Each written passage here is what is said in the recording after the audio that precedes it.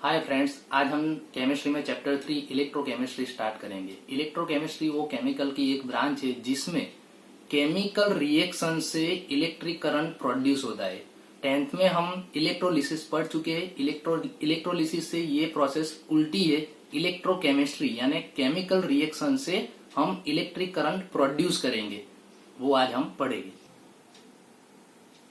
Electrochemistry में chemical reaction से हम इलेक्ट्रिक करंट प्रोड्यूस करते हैं। इसका जो सेल का नेम है वो 4 नेम से जाना जाता है। इलेक्ट्रोकेमिकल सेल भी उसको बोलते हैं, गैल्वेनिक सेल भी बोलते हैं, वोल्टेइक सेल भी बोलते हैं, डेनियल सेल भी बोलते हैं। ये चारों के चारों नाम आपको याद रखने हैं। इलेक्ट्रोकेमिस्ट्री में दो अलग अलग वेसल में एनोड एंड कैथोड लेते हैं हम। इलेक्ट्रोकेमिस्ट्री में दो अलग अलग वेसल में एनोड एंड कैथोड लेते हैं। जैसे कि जिंक का एनोड वो हमने अलग वेसल में लिया है और उसका solution zinc sulphate aqueous solution डालेंगे। कॉपर सल्फेट का सॉल्यूशन डालेंगे, उसमें कॉपर का कैथोड लिया है। वो दोनों को एक दूसरे के साथ कनेक्ट, ये दोनों वेसल को एक दूसरे के साथ कनेक्ट करने के लिए सॉल्ट ब्रिज यूज होता है। सॉल्ट ब्रिज यानी यहाँ KNO3 पोटेशियम नाइट्रेट और एमोनियम नाइट्रेट का सॉल्यूशन भरा हुआ होता है और यहाँ उसको दोनों साइड ग्लासफुल से बंद किया जाता है, जिससे ये पूरा कोर्स सेल कंप्लीट हो जाए। इसीलिए यहाँ सॉल्ट ब्रिज यूज करते हैं। ये पूरी रिएक्शन में रेडॉक्स रिएक्शन ही होती है। रेडॉक्स रिएक्शन हम 11th में पढ़ चुके हैं। तो यहाँ एनोड जिंक है, तो जिंक एनोड है तो उसका ऑक्सीडेशन होगा, तो Zn में से Zn+2 बनेगा, Zn सॉलिड में से Zn+2 बनेगा। कैथोड कॉपर है तो उसका Cu+2 में से Cu कॉपर हमको गेन होगा, कॉपर हमको मेटल कॉपर गेन होगी। ये पूरी रेडॉक्स रिएक्शन है।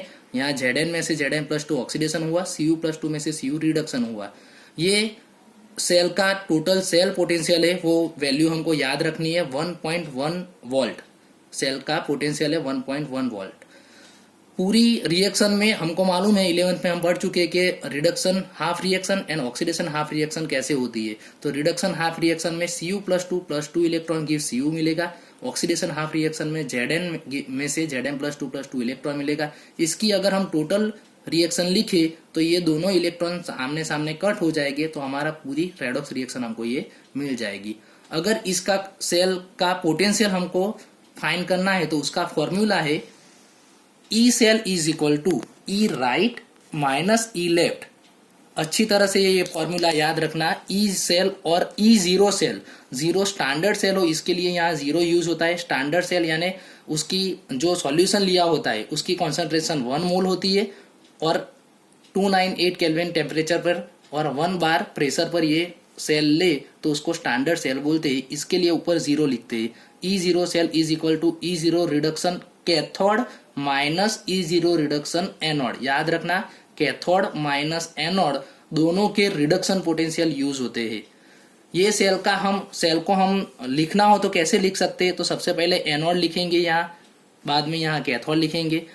एनोड में Zn सॉलिड, उसके बीच में एक ऐसे लाइन खींचेंगे। Zn solid gives Zn+2 aqueous 1 molar. ये हमारा हाफ सेल हो गया एनोड।